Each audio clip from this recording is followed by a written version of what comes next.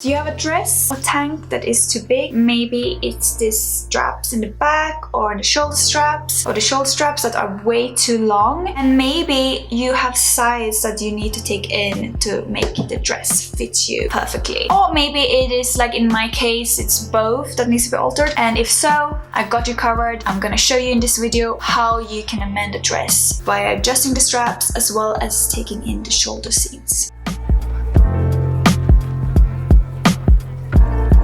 Welcome to Miss Matti, my name is Matilda. This is a channel where we talk about how to live an awesome and sustainable life. And if you're interested in learning more about mending your clothes, upcycling, and generally how to live an awesome and sustainable life, please hit that subscribe button and press that notification bell, and such you will be notified when I'm uploading any future videos. This dress, it's so beautiful. I got it from a clothes swap, and my friend who had it, she's slightly one size bigger, but even if she wasn't, it's a really common problem for me and maybe for many as well. It's that I am one size here and another size on my hips. So I'm actually bigger on my hips. That's normally a small, medium. Here is I'm a extra small depending on the brand. And this is a really easy tutorial on how you can amend your garments to fit you better. Without further ado, let's get into the tutorial. First, I started with trying on the dress and estimated how much I needed to take in the side seams and the straps.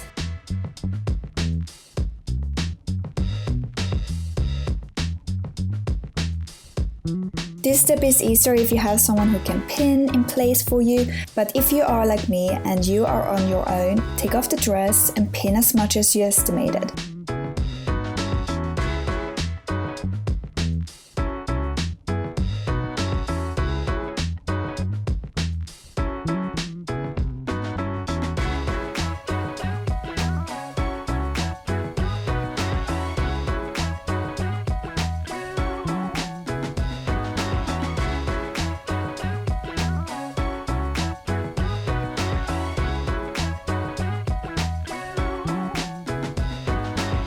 Then try on the dress again and make sure it's a good fit. Once you have done this, take notes on how much you take in. Now it's time to shorten the straps. Before taking off the pins, place another pin in the top layer only of the strap. Then unpin the other pin holding two parts of the strap together. If your dress is lined or like mine, hidden inside the binding, it's now time to unpick the stitches holding the strap together.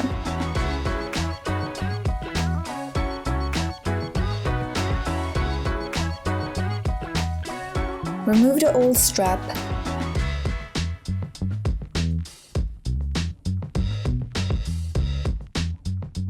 Mark where the strap was placed. Pull the strap in place, pin it and stitch in place.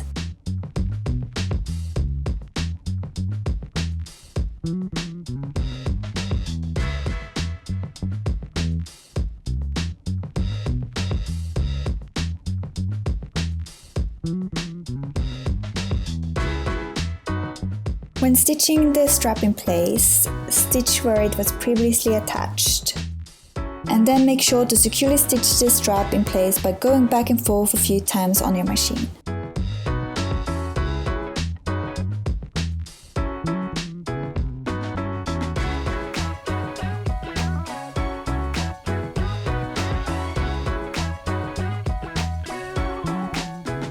Now cut off the straps. If your garment is lined, I would suggest you to reattach the lining by hand stitching using slip stitches. If you're like me and have a binding, keep watching, and if you have neither, consider yourself done. If so, once you cut off the straps, if your fabric is fraying a lot, I would either whip stitch the ends or use fray check, or both depending on the situation. If you have a binding like me, I will try to show you the following steps. First, you need to stitch the seam that holds the binding and dress together on the edge. These stitches will later on be hidden inside the binding. As such, you need to unfold the binding to finish this seam. As my fabric is a bit slippery, I'm making sure the straps and binding are laying in place, avoiding it to cause any pulling or creasing. Then I keep it in place with pins. When sewing, make sure to start and finish in existing stitching.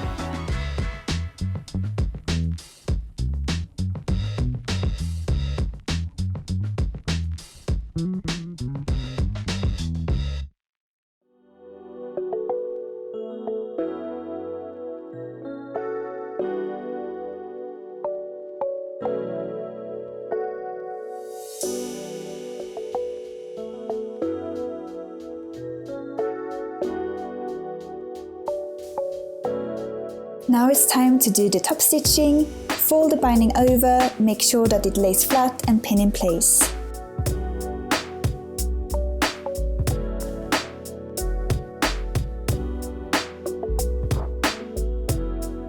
Start by stitching into existing stitch of the top stitching.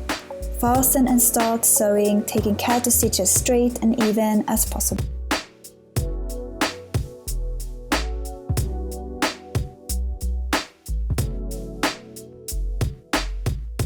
And the straps are now attached.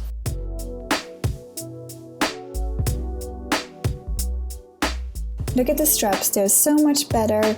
Now it's time to take in the side seams. Using the measurements you noted down earlier and measure out how much you will take in the side seams. Pin in place. I first tried to use a chalk marker and estimated how far down I would alter, but it was hard making it even on both sides using that method. So I went for a more accurate method using a ruler, which enabled me to also mark a straighter line. Once fabric is marked with chalk marker or fabric marker, pin along the line. As my fabric is very slippery, I will now base stitch along the marked line using a contrasting thread. If you have a less slippery fabric, you may skip this step.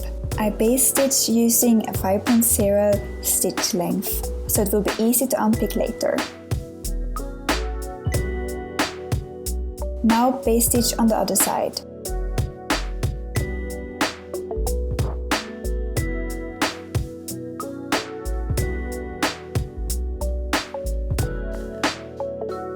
After base stitch, it's now time to unpick the binding in the armhole.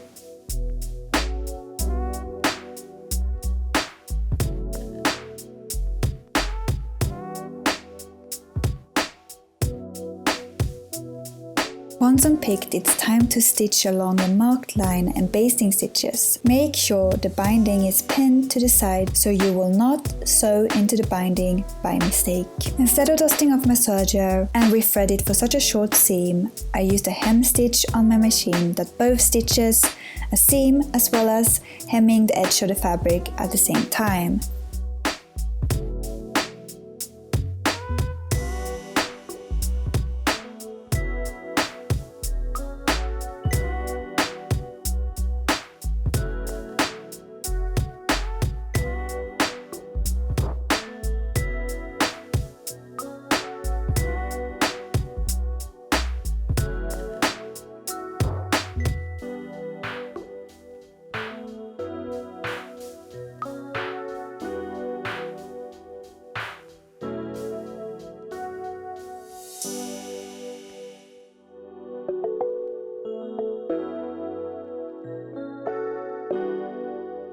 The stitch I used pulled on the fabric in a way that I didn't think looked very neat and professional. So I tried to flatten it a bit with my nails, as well as using an iron, press the seams to create a more neat and professional finish.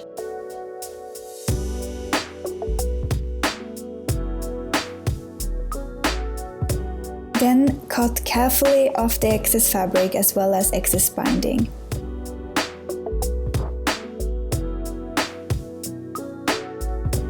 Now it's time to reattach the binding again, but first we will need to give it a bit more space to work with so I can stitch it on my machine. As such, I started to unpick the binding a bit more.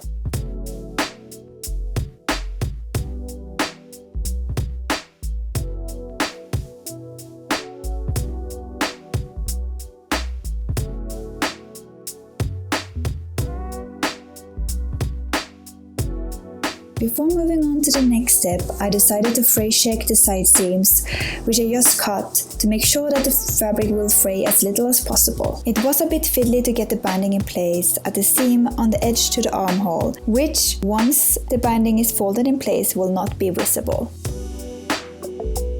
Once I finally got the binding into a nice neat position, I pinned it in place.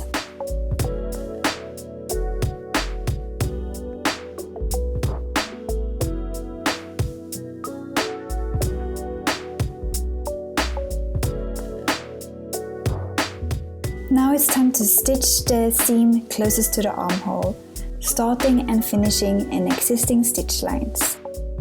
Once I stitched that in place, I noticed that I had to stitch 0.5 centimeter at the top of the side seam, otherwise it would be a gap just under the armhole. I finished off the seams on both the sides and cut off any remaining excess binding.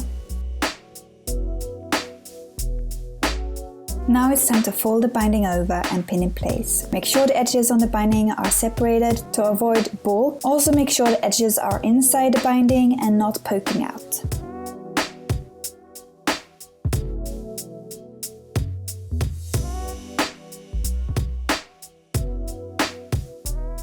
Then top stitch the binding in place and repeat on the other side.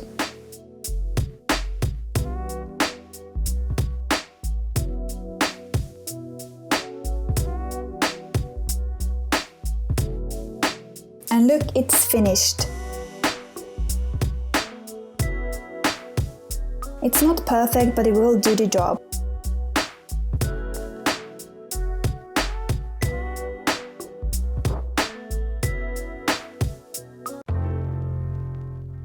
Better here. I probably took in like 10 centimeters here. Look how much better the straps are as well. I actually can wear it again.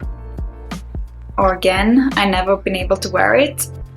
What I'm trying to say is, from now on I can wear this dress without it feeling like I'm wearing a big tent. And that's amazing.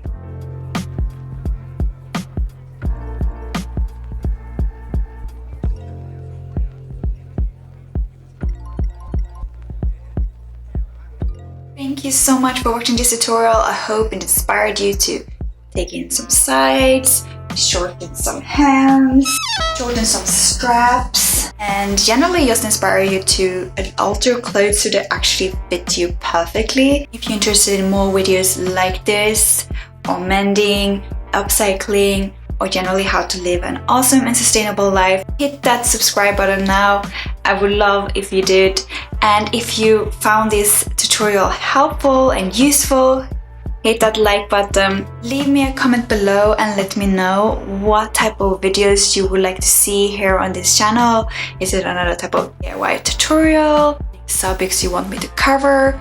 I would love to hear from you, so just leave a comment below and let me know. And also, if you did shorten your straps or alter the size or both on anything, and make sure to tag me on Instagram at Miss Matti. Also use the hashtag mendwithmatti, as such I can see what you've been doing, because I would love to see your projects. Yeah, and until next time, hejdå!